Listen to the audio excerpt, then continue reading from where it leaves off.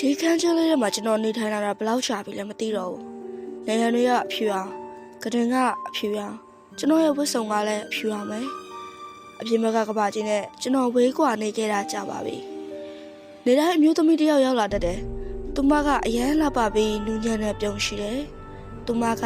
ကျွန်တော်ကိုအစားအစာတွေကျွေးတယ်။စိတ်တိုက်တယ်။ပြီးတော့ကျွန်တော်လက်ကိုကန်ပြီးဒီနေ့ကိုအကြောင်းအရာတွေကိုပြပြတတ်တယ်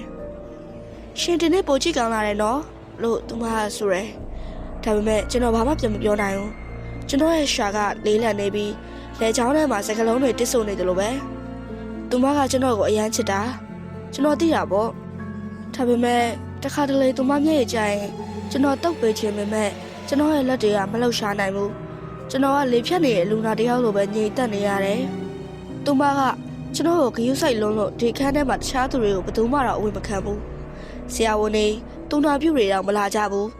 သူမပဲအရာရာကိုလောက်ကင်ပေးတာညဘက်ဆိုရင်တော့သူမကကျွန်တော်ဘေးမှာလဲအိပ်ပြီးတော့ရှင့်ကိုဘသူ့လက်ထဲမှာအပါမခံနိုင်ဘူးကျမတို့ထာဝရတူတူနေကြမယ်နော်လို့တူတူလေးကပြောတတ်တယ်ဒါပေမဲ့တနေ့တော့ထူးခြားတာတစ်ခုဖြစ်လာတယ်သူမအပြင်ထွက်သွားတော့တကားကိုတေချာမပိတ်မိသွားဘူးအပြင်ကလေပြေးလေးတိုးဝင်လာသလိုပဲအဲ့ဒီချိန်မှာပဲအခန်းထောက်ကမန်တင်ကိုဘောကမှန်တဲ့ကိုကျွန်တော်ပထမဆုံးချိန်မြင်လိုက်ရတယ်